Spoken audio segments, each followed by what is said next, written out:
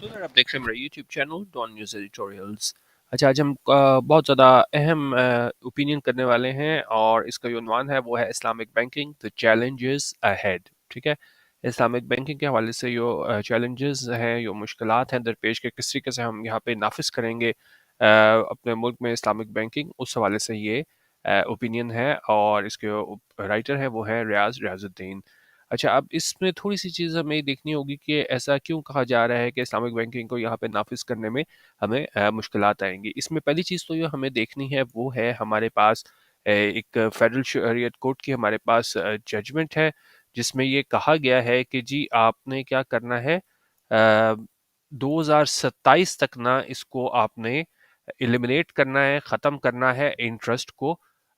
ठीक है, और इस्लामिक बैंकिंग को लेके आना है। अब इसमें देखें टाइम फ्रेम हमारे पास 2023 आ गया है। 5 साल हमारे पास अब रह गए हैं, इसमें हम किस तरीके से इसको कर सकते हैं। इसमें सबसे बड़ा इशू ये है कि देखें हमने इंटरेस्ट जो है वो बहुत ज़्यादा लिया हुआ है आईएमएफ से और दूसरे मालियाती इदारों से, और ज़ाहिर है अब ये 5 साल में ख़त्म नहीं हो जाएगा और वो सारा चलता ही क्या है, इंटरेस्ट बेस पे है। अब हमारा कर्जा इतना ज़्यादा है और उसके बाद भी वो फेडरल शरीयत कोर्ट की जजमेंट आ गई है कि भाई 2027 तक हमने रिबा ख़त्म करना है, तो उसमें जो मुश्किलात हैं उसको यहाँ पे इस ओपिनियन में देखा गया है। अब एक और चीज़ आप देखें, यहाँ मैंने हाईलाइट की हुई है कि आपको इस्लामिक बैंकिंग और जो हमारे पास ये इंटरेस्ट बेस्ड बैंकिंग जो चल रही है उसका फ़र्क पता होना चाहिए। ठीक है, वैसे तो ये बहुत वास्ट टॉपिक है, लेकिन जो सबसे बड़ा जो मसला दरपेश आएगा ना वो यहाँ पे इन्होंने लिखा हुआ है। यहाँ पे अगर आप देखें ना, कि वो कह रहे हैं कि जी गवर्नमेंट बोरिंग जो है बैंक से, उसमें ज़रूरत नहीं होती रियल एसेट की किस हवाले से, इंटरेस्ट बेस्ड फाइनेंशियल सिस्टम में। लेकिन जो रिबा फ्री सिस्टम होता है ना, उसमें हमारे पास रियल एसेट चाहिए होते हैं। ठीक है, शरिया कंप्लाइंट फाइनेंसिंग के लिए इस्लामिक बैंक से। और यहाँ पे अगर आप देखें, मैं इसको यहाँ पे इसको हाईलाइट कर सकूँ तो कह रहे हैं कि जी all financial activities under the Islamic financial system must be asset backed. This is also one of the main differences between Sharia compliant and interest based activity. तो एक अगर लाइन में मैं सबसे बड़ा जो डिफरेंस है हमारे पास इसमें आता है इस्लामिक बैंकिंग में और इंटरेस्ट बेस्ड बैंकिंग में, उसमें हमारे पास क्या होता है कि जो फाइनेंशियल सिस्टम के तहत जो है ना, वो हमारे पास जितनी भी फाइनेंशियल एक्टिविटीज होती हैं वो एसेट बैक्ड होती हैं, जबकि ऐसा नहीं होता हमारे पास इंटरेस्ट बेस्ड बैंकिंग में। तो ये क्या यहाँ पे मेन डिफरेंस है दोनों तर्ज की बैंकिंग में। अच्छा, अब इस पे भी काफ़ी ज़्यादा बहस है कि भाई इस्लामिक बैंकिंग असल में इस्लामिक बैंकिंग है कि नहीं, लेकिन अब उसमें हम नहीं जा रहे। अभी हम सिर्फ अपने टॉपिक पे रह रहे हैं कि क्या चैलेंजेस हमें दरपेश हैं 2027 तक, और हम किस तरीके से जो है ना इसको क्या ये फेडरल शरीयत कोर्ट की जो जजमेंट है, ये इसको हम इम्प्लीमेंट कर भी सकते हैं, नाफिज कर भी सकते हैं कि नहीं, या जो भी मुश्किलात है उसको हम देखते हैं। ठीक है। अच्छा, अब जो सवाल पूछा गया है वो बहुत इंपॉर्टेंट है। वो कह रहा है कि जी will our economic and financial system be able to eliminate रिबा interest by December 2027 as ordained by the Federal Shariat Court. ठीक है, सवाल क्या पूछा गया है कि क्या हमारे जो इकोनॉमिक और फाइनेंशियल सिस्टम है वो एलिमिनेट कर देगी, खत्म कर देगी रिबा, जिसे इंटरेस्ट कहा जाता है, कब तक, बाय दिसंबर 2027 तक खत्म कर देगी, एज ऑर्डेन्ड बाय। ऑर्डेन्ड क्या होता है, जब आपको ऑफिशियली कहीं से हुक्म मिलता है। ठीक है, तो ये हुक्म हमें कहाँ से मिला है, फेडरल शरीयत कोर्ट एफएससी, वहां से मिला है कि 2027 तक आपने इसको रिबा को खत्म करना है। तो यही सवाल पूछा गया है, क्या हम यहाँ पे इसको खत्म कर सकते हैं। अच्छा, if the past is any guide at this time frame is almost impossible to adhere to. ठीक है, इसमें हम एडिटोरियल भी पहले कर चुके हैं, उसमें मैंने कहा था कि मतलब ये चीज़ वो चीज़ है, ये क्या है, पॉसिबल नहीं है। बहस आप इस पर जितनी मर्जी कर सकते हैं कि क्या वजूहात हैं और कितनी देर लग जाएगी, अभी हम ओपिनियन में ये भी देखेंगे। लेकिन ये कह रहे हैं जी if the past is any guide, if the past is any guide का मतलब कि जिस तरह माजी में भी क्वेश्चन, मतलब ये बात बहस की जाती रही कि भाई इस्लामी मुल्क है, इस्लामिक बैंकिंग होनी चाहिए, तो उन्होंने कहा लेकिन अगर हम माजी को भी निगाह में रखें, कि उसको भी एक गाइड के तौर पे लें कि जो पहले क्वेश्चन हुई थी और अब हुई थी, तो this time frame is almost impossible to adhere to. Adhere to होता है कि जब आप फुलफिल करते हो, ठीक है, किसी चीज़ को पूरा करते हो। तो उन्होंने कहा ये जो टाइम फ्रेम है कि 2027 तक आपने ख़त्म करना है, ये ऑलमोस्ट इम्पॉसिबल है, नामुमकिन है एडहेयर टू कि हम पूरा करें, यानी कि 2027 तक हम सारा इस्लामिक उस पे बैंकिंग पे चले जाएं। ठीक है। What are the challenges in transforming our economy into a रिबा फ्री सिस्टम? ठीक है, एक और बहुत ज़्यादा अहम सवाल कि भाई क्या चैलेंजेस दरपेश हैं कि ट्रांसफॉर्म करने में, तब्दील करने में, चेंज करने में हमारी इकोनॉमी, हमारी मईशत को किस में, रिबा फ्री सिस्टम के इंटरेस्ट बेस्ड सिस्टम में हम किस तरह अपनी इकोनॉमी को ले जाएं? How quick or slow has been the Islamization of Pakistan is so far? और अच्छा, यहाँ पे इस चीज़ का तयन किया कि कितनी जल्दी और कितना मतलब स्लो रहा है हमारे पास ये सारा प्रोसेस इस्लामाइजेशन का और बैंक्स के इस्लामाइजेशन का पाकिस्तान में सो फार अब तक। ठीक है, to answer the latter question first, the first serious attempt to Islamize the banking system started in 2002 with the establishment of the Mizan Bank. अच्छा, तो उन्होंने कहा अगर हम इस चीज़ का जवाब देना कि कितना ये स्लो रहा है Islamisation of banks in Pakistan, तो उसके लिए हमें ये देखना पड़ेगा कि वो पहली एक सीरियस अटेम्प्ट की गई थी इसको इस्लामी बैंकिंग की तरफ जाने की, तो वो स्टार्ट की गई थी 2002 में, और क्योंकि वहाँ पे हमने इस्टेब्लिश किया था मिज़ान बैंक को। ठीक है, अच्छा, और फिर उन्होंने कहा जो इस्लामिक बैंकिंग एसेट्स थे ना, फिर वो तेजी से बढ़ना स्टार्ट हुए, लेकिन जो शेयर था इस्लामिक एसेट्स का इन कमर्शियल बैंकिंग में, वो बड़ा स्लोली जो है ना उसमें इजाफा हुआ, और उन्होंने कहा जी 0% था 2002 में, से ये 8.2% हो गया 2012 में। अभी जितने भी स्टैट्स हैं इसको आपको मतलब समझने में आसानी लगेगी कि कितना ये स्लो प्रोसेस था, और फिर ये हमारे पास 19.5% हो गया जून 2022 में। ठीक है, और उन्होंने कहा कि जी the share has risen at an average speed of close to 1% annum. तो यहाँ से आप देखें कि कितनी स्लो स्पीड से हमारे पास इसमें ये ग्रो कर रहा था इस्लामिक बैंकिंग एसेट्स। ठीक है, कहाँ पे, कमर्शियल बैंकिंग के हवाले से बात हो रही है। अच्छा, और ने कहा जी if this share continues to rise at this pace, Islamic banking assets will surpass interest based banking assets around 2052 when half our banking system would have been Islamised. उन्होंने कहा अगर ये शेयर है वो जारी रहा तो इस स्पेस पे हमारी जो इस्लामिक बैंकिंग एसेट्स हैं वो सरपास कर जाएंगी, वो क्रॉस कर जाएंगी interest bank based banking assets को। कब तक, 2052 तक। तो कहाँ हमारे पास बात हो रही है 2027 की, और ये कह रहे हैं कि जी ये कब सरपास करेंगे, 2052 में, when half our banking system would have been Islamised, जब हमारे हो गए होंगे जो आधा जो हमारा बैंकिंग सिस्टम है वो इस्लामाइज्ड हो गया होगा। ठीक है, तो यहाँ से आप अंदाजा लगा रहे हैं कि कितना ये इम्प्रैक्टिकल है कि जो फेडरल शरीयत कोर्ट की जजमेंट आई है। अच्छा, the actual speed of Islamization will of course depend on how soon or otherwise we overcome the challenges। और उन्होंने कहा जी असल जो स्पीड है ये तो मतलब एक ज़ाहिर है आप एक तखमीना लगाते हुए एक आपकी एस्टिमेशन होती है, लेकिन उनका एक्चुअल स्पीड है इस्लामाइजेशन की वो इस चीज़ पे डिपेंड करेगी कि कितना जल्दी जो है ना वो हम ओवरकम कर सकते हैं, इस पे गलबा पा सकते हैं, जो चैलेंजेस दरपेश हैं। ठीक है, अभी ये जो चैलेंजेस हैं वो आगे यहाँ पे डिस्कस होंगे। और कहेंगे जी the primary challenge does not relate to interest based banking becoming शरिया compliant but to the transformation of government domestic and external debt to शरिया कंप्लायंट सिक्योरिटीज लाइक सकूक। अच्छा, अब कहेंगे जो प्राइमरी चैलेंज है, सबसे बड़ा जो चैलेंज है, बुनियादी चैलेंज है, वो इस रिलेट नहीं करता कि जी इंटरेस्ट बेस्ड बैंक जो है ना वो शरिया कंप्लायंट बने, लेकिन किस हवाले से करता है कि जो ट्रांसफॉर्मेशन है, तब्दीली है गवर्नमेंट डोमेस्टिक और एक्सटर्नल डेट की, उसको हम किस तरह शरिया कंप्लायंट सिक्योरिटीज में कन्वर्ट करें, ट्रांसफॉर्म करें, जिस तरह के सकूक है। ठीक है, इस चीज़ को भी हाईलाइट करो, ये बहुत इंपॉर्टेंट चीज़ है, क्योंकि देखें ये सारा मसला ये है कि आप अपने डोमेस्टिकली आप जो मर्जी करते रहो कि जी हम इसमें इस्लामिक बैंकिंग की तरफ जा रहे हैं, लेकिन आपने जब बाहर जब डीलिंग करनी है, कर्जा लेना है, अब आईएमएफ से आपने कर्जा लेना है, वर्ल्ड बैंक से कर्जा लेना है, तो आप उसमें जाहिर है इंटरेस्ट उसमें इन्वॉल्व होता है।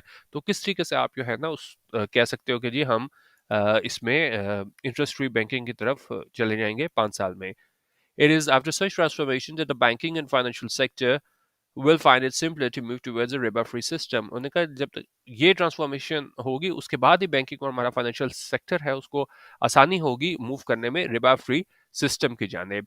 This is easier said than done। अब वाकई ये मतलब कहना आसान है, करना मुश्किल है। आपको अगर जी यहाँ से ट्रांसफॉर्मेशन हमारी हो जाएगी किसमें, जब हमारी एक डोमेस्टिक और एक्सटर्नल डेट जो है जब वो शरिया कंप्लायंट सिक्योरिटीज की तरफ चला जाएगा जैसे कि सकूक है, तो हम क्या है इस तरफ चले जाएंगे इस्लामिक बैंकिंग की तरफ, लेकिन उनका ये कहना आसान है, करना मुश्किल है। This is easier said than done। The outstanding value of the federal government debt, domestic and external, but excluding IMF debt and State Bank foreign exchange liabilities, was rupees 47.8 trillion at end June 2022। तो उन्होंने कहा ये outstanding value थी हमारी federal government date की, इसमें domestic और external शामिल है, लेकिन और इसमें एक्सक्लूड किया गया आईएमएफ डेट को और State bank foreign exchange liabilities को। वो हमारे यहाँ था 47.8 ट्रिलियन। कब तक? एंड जून 2022 तक।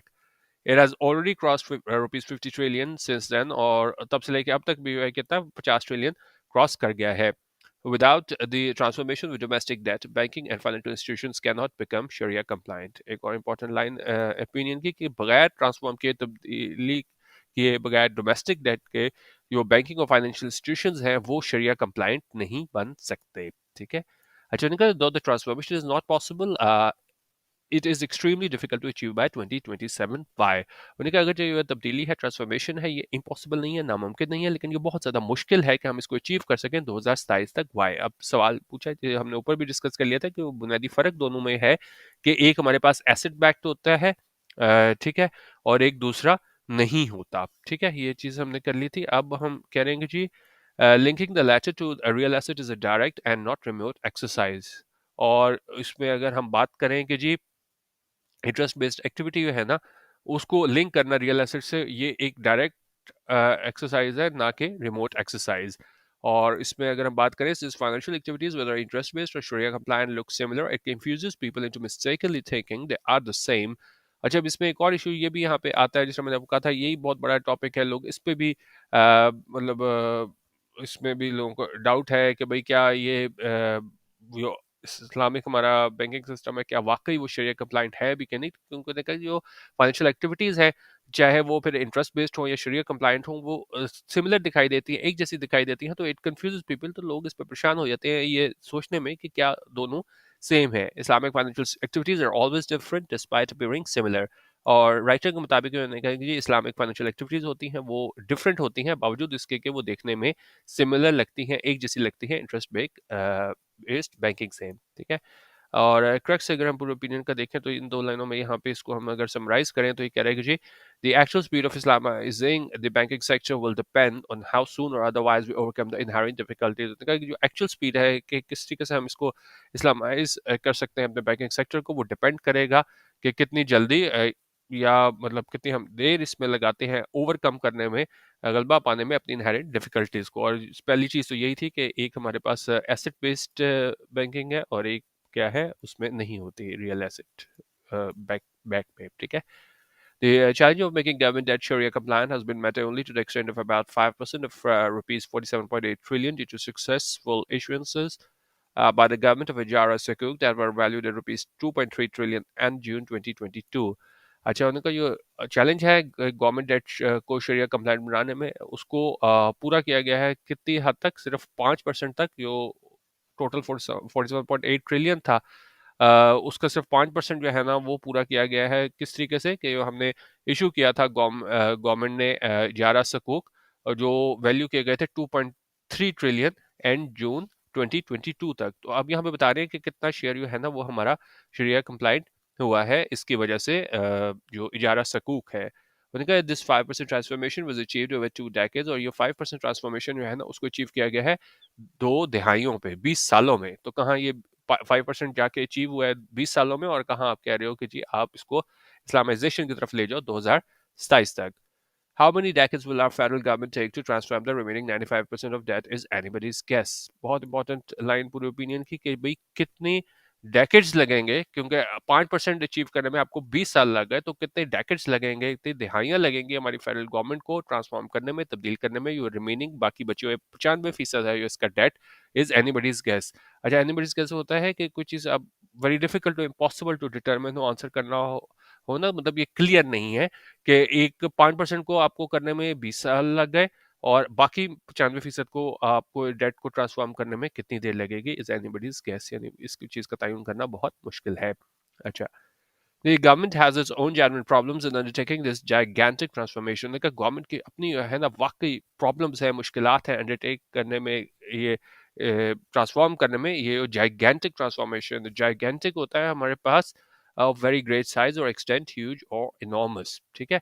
तो गवर्नमेंट की अपनी जो है ना वो बहुत ज़्यादा मुश्किलात हैं, इसको किस तरीके से ट्रांसफॉर्म करना है। It does not have real assets to the tune of rupees 50 trillion primarily because land is provincial subject. अच्छा, अब एक और बहुत अहम मसले की तरफ यहाँ पे इन्होंने इशारा किया है कि जी इनके पास इतने ज़्यादा रियल एसेट्स नहीं है 50 ट्रिलियन के करीब, क्योंकि वो लैंड जो है वो क्या है, प्रोविंशियल सब्जेक्ट है। किस तरह मैंने आपको बताया था कि बुनियादी फ़र्क जो है ना, वैसे तो कहा जाता है कि और भी बहुत ज़्यादा अगर आप इसको डिटेल में पढ़ेंगे और भी फ़र्क है, लेकिन जो एक बुनियादी फ़र्क है वो ये है कि जी इस्लामिक बैंकिंग में रियल एसेट होता है, ठीक है। और उन्होंने कहा है कि जी 50 ट्रिलियन को अगर आपने ट्रांसफॉर्म करना है तो मसला ये है कि उसके पीछे जो है ना वो हमारे पास रियल एसेट नहीं है, क्योंकि लैंड जो है वो हमारे पास प्रोविंशियल सब्जेक्ट है। और इनका कि जी as a result most of the land in the country is owned by the provincial governments, और इनका नतीजे के तौर पे जो ज़्यादा लैंड है हमारे मुल्क का वो ओन करता है प्रोविंशियल गवर्नमेंट। अच्छा, and again, while we do not know how much land belongs to the federal and provincial governments, a simple internet search shows that 28% of land in the US is owned by the federal government and 72% by the state governments.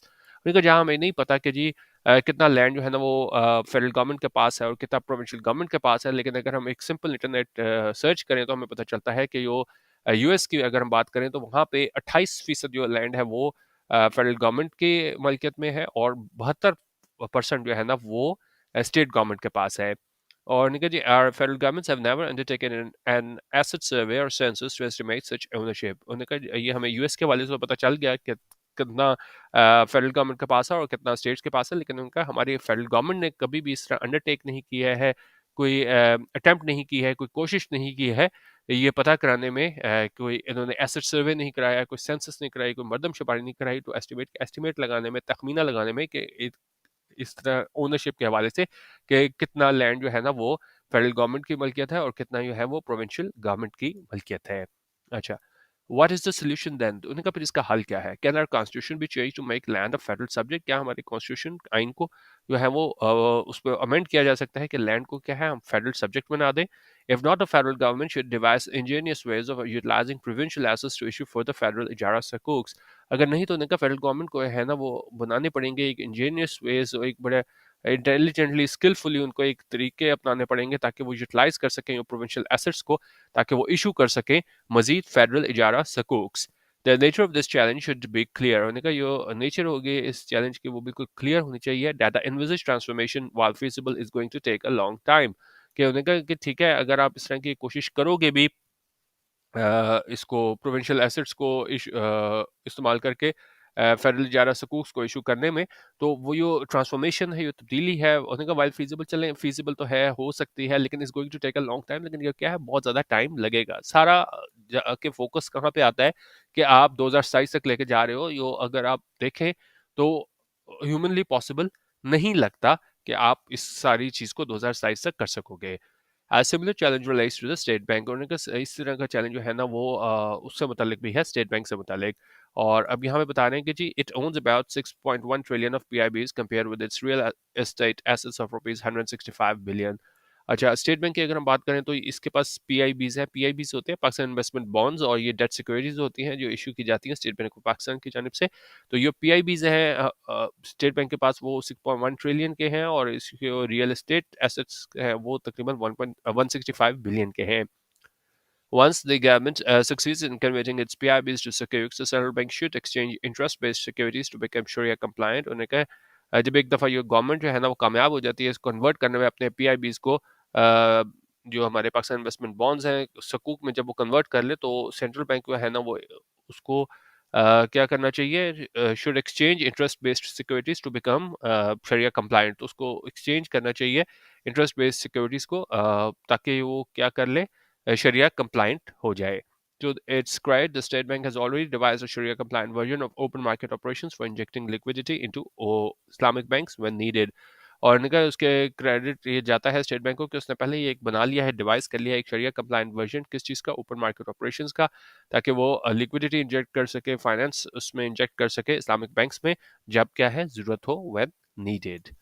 अच्छा, Mudaba-based outstanding facilities also in place for injections. The mop-up facilities or OMOs are still awaited। उन्होंने कहा कि जो मुदाबा-based standing facility है वो भी मौजूद है इंजेक्शंस के लिए, फाइनेंस करने के लिए। अगरचे वो मॉप-अप फैसिलिटीज़ है और ओएमओज हमारे पास क्या होते हैं, ओपन मार्केट ऑपरेशंस, ठीक है। और ये इस क्या रेफर करते हैं, buying and selling of securities in the open market by a country central bank. तो उन्होंने कहा ये मुतालबा बेस्ड ट्रेडिंग फैसिलिटी है वो भी मौजूद है, अगरचे मॉप ऑफ फैसिलिटीज और ओपन मार्केट ऑपरेशंस है उनका अभी भी इंतजार है। The State Bank will be ready to implement its monetary policy in an Islamic financial system once both facilities are operational। और इनका स्टेट बैंक जो है ना वो रेडी है होगी इम्प्लीमेंट करने में, नाफिज करने में monetary policy Islamic financial system में, जब दोनों फैसिलिटीज जो है ना वो क्या है ऑपरेशनल हो जाएंगी। अच्छा, अब एक और जो चीज़ डिस्कस करने वाली है वो ये है कि द प्राइसिंग ऑफ शरिया compliant securities is not a challenge now but will have to be modified once the securities surpass interest based securities. उनका जो प्राइसिंग है, प्राइसिंग यहाँ पे हम ले सकते हैं प्रॉफिट रेट। तो उनका यही है शरिया कंप्लायंट सिक्योरिटी का वो चैलेंज अभी के लिए नहीं है, लेकिन उसको मॉडिफाई करना होगा, उसमें तब्दीली लानी होगी जब ये सिक्योरिटी सरपास कर जाएंगी हमारे पास इंटरेस्ट बेस्ड सिक्योरिटीज से। Currently, the pricing or profit rate of Islamic financial products is linked to interest rate benchmarks like the state bank policy rate or KIBOR. ठीक है, काइबोर हमारे पास होता है कराची इंटरबैंक ऑफर रेट। तो उन्होंने कहा जी अभी की जो प्राइसिंग है, प्रॉफिट रेट है इस्लामिक फाइनेंशियल प्रोडक्ट्स का, वो लिंक्ड है किस चीज़ से, इंटरेस्ट रेट बेंचमार्क से, जिस तरह स्टेट बैंक पॉलिसी रेट है या फिर क्या है काइबोर है। Or Karangi Sharia scholars have allowed this, presumably because in the formative stage of Islamic finance, independent pricing must take into account competition and profitability in the dominant interest-based banking sector। उनके शरिया scholars ने इसको अभी के लिए तो allow कर दिया है, बज़ाहिर इसलिए कि उनके अभी बिल्कुल फॉर्मेटिव स्टेज में है, शुरू के स्टेज में है इस्लामिक फाइनेंस, और इंडिपेंडेंट प्राइसिंग में है ना वो उसको देखना पड़ेगा कंपटीशन को, प्रॉफिटेबिलिटी को, ये dominant interest based banking sector है अभी का, उसके लिए उन्होंने कहा अभी के लिए तो चलें, आपने ये रख लिया है बेंचमार्क, लेकिन क्या कह रहे हैं, once Islamic banking assets surpass interest-based assets, this reasoning will become invalid for, and the need for an independent Islamic finance benchmark profit rate will become inevitable। उन्होंने कहा चलें अभी के लिए तो आपने इस तरह का बेंचमार्क रख लिया है, लेकिन एक मतलब जब इस्लामिक बैंकिंग एसेट्स जो है ना वो जब इंक्रीज कर जाएंगे, बढ़ जाएंगे, सरपास कर जाएंगे इंटरेस्ट बेस्ड एसेट से, तो ये रीजनिंग है वो इनवैलिड हो जाएगी, और फिर ज़रूरत होगी कि एक independent Islamic finance benchmark profit rate हो, वो क्या है ज़रूरी हो जाएगा, इनएविटेबल हो जाएगा, नागुज़ीर हो जाएगा, लाजमी हो जाएगा। It is not difficult to imagine how ridiculous it will look if dominant Islamic securities continue to use an interest rate benchmark। उन्होंने कहा ये डिफिकल्ट नहीं है इमेजिन करना कि ये कितना रिडिकुलस होगा, मज़े का खेज होगा इसके, ये कितना मज़े का खेज लगेगा कि जो डोमिनेंट इस्लामिक सिक्योरिटीज़ हैं अगर वो जारी रखें इंटरेस्ट रेट बेंचमार्क को इस्तेमाल करना, करते रहना। ठीक है, even now this link creates a lot of suspicion about Islamic securities although they are compliant with the शरिया। अच्छा, अब ये राइटर जो है वो तो ज़ाहिर है इसको इसी चीज़ पे लेके चल रहे हैं कि जी इस्लामिक बैंकिंग और वो अलग है इंटरेस्ट बेस्ड बैंकिंग, जिस तरह यहाँ भी वो कह रहे हैं कि जी ये लिंक है कि वो बेंचमार्क हम यूज़ कर रहे हैं अभी के लिए, तो वो एक कन्फ्यूजन, एक सस्पिशन क्रिएट कर देता है इस्लामिक सिक्योरिटी से मुतल्लिक, अगरचे ये कंप्लाइंट है शरिया से, क्योंकि ये राइटर इसी चीज़ को लेके चल रहे हैं कि ये चीज़ें हैं कि इस्लामिक फाइनेंस है वो बिल्कुल क्या है, शरिया कंप्लाइंट है। ठीक है, अच्छा, अब कह रहे हैं establishing this benchmark and will be the state banks responsibility. उन्होंने कहा इस्टेब्लिश करना ऐसा बेंचमार्क जब ये सरपास कर जाएंगे इंटरेस्ट बेस्ड एसेट्स को, तो फिर क्या है, ये रिस्पॉन्सिबिलिटी होगी, जिम्मेदारी होगी स्टेट बैंक की। It is a challenging but doable task. उनका ये चैलेंजिंग टास्क है, मुश्किल है, लेकिन क्या है, डूएबल टास्क है, ये हो सकता है। Quarterly surveys need to be conducted to estimate the current profit rates in the real sector as well as in important subsectors like real estate for ijara sukuks, which are backed by land or property। और इसमें कहा कि जी quarterly हर 3 महीने बाद surveys होनी चाहिए, conduct किए जाने चाहिए ताकि एस्टिमेट किया जा सके मौजूदा प्रॉफिट रेट्स रियल सेक्टर में भी, और साथ साथ दूसरे सब सेक्टर जैसे हमारे पास आते हैं रियल एस्टेट सेक्टर है, और किसी चीज़ के लिए इजारा सकूक्स के लिए जो बैक्ड होते हैं किससे, लैंड से और प्रॉपर्टी से। The State Bank can then select an appropriate benchmark for future policy rates. और स्टेट बैंक तब जो है ना वो मुनासिब बेंचमार्क सेलेक्ट कर सकता है फ्यूचर पॉलिसी रेट्स के लिए। अच्छा, और लास्ट पैराग्राफ यहाँ पे कह रहे हैं कि जी while the two-decade progress of Islamic finance in our country has been slow, it is still a big achievement, notwithstanding the prevailing skepticism about its authenticity। उन्होंने कहा जहाँ ये 2 डेकेड प्रोग्रेस है, 20 सालों में हमने प्रोग्रेस दिखाई है इस्लामिक फाइनेंस को लेकर अपने मुल्क में, ये क्या है, स्लो रही है, लेकिन उन्होंने कहा ये फिर भी एक बड़ी अचीवमेंट है, बड़ी कामयाबी है, नॉट विद स्टैंडिंग कतई नज़र इस बात के this prevailing scepticism about it's authenticity, लेकिन अभी एक प्रिवेल कर रहा है, ये मौजूद है स्केप्टिसिज्म। स्केप्टिसिज्म होता है जब आपका किसी चीज़ के बारे में डाउट हो, जिस तरह लोगों का डाउट है कि भाई ये सिर्फ नाम ही चेंज हुआ हुआ है, असल में क्या है इस्लामिक फाइनेंसिंग कुछ नहीं होती। तो उन्होंने कहा बावजूद इसके कि हमने हमारी जो स्पीड है वो स्लो रही है, 20 सालों में हमने अचीव किया, लेकिन फिर भी जो बावजूद इसके जो स्केप्टिसिज्म था, लोगों का डाउट था इसकी ऑथेंटिसिटी के बारे में कि वाकई ये रियल है भी कि नहीं।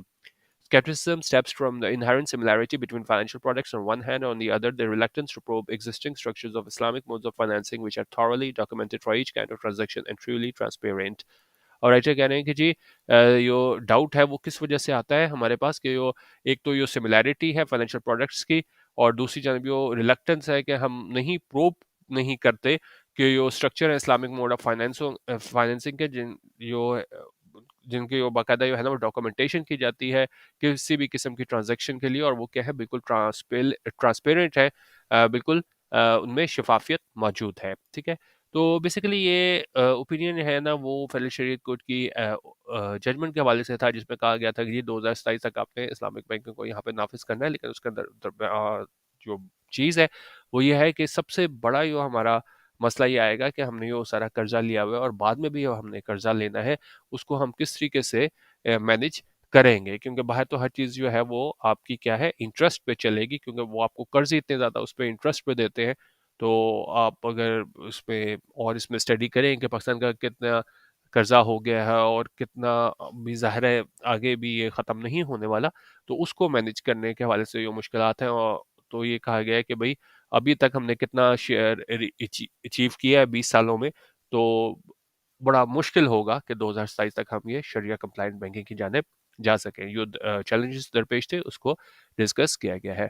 बाकी हमारा आइडिया में व्हाट्सएप ग्रुप ज्वाइन करना हो तो ये नंबर दिया हुआ है, यहाँ पे आप व्हाट्सएप करके सैम्पल मटेरियल भी हासिल कर सकते हैं, जहाँ पे हम daily editorial video, PDFs, highlights और दूसरे इंटरनेशनल मैगजीन्स और न्यूज़पेपर शेयर करते हैं। तो आप यहाँ पे 200 रुपीज़ ईजी पैसा पर मंथ में हमारा पेड व्हाट्सएप ग्रुप ज्वाइन कर सकते हैं। वीडियो देखने का बहुत शुक्रिया। अल्लाह हाफिज़। पाकिस्तान जिंदाबाद।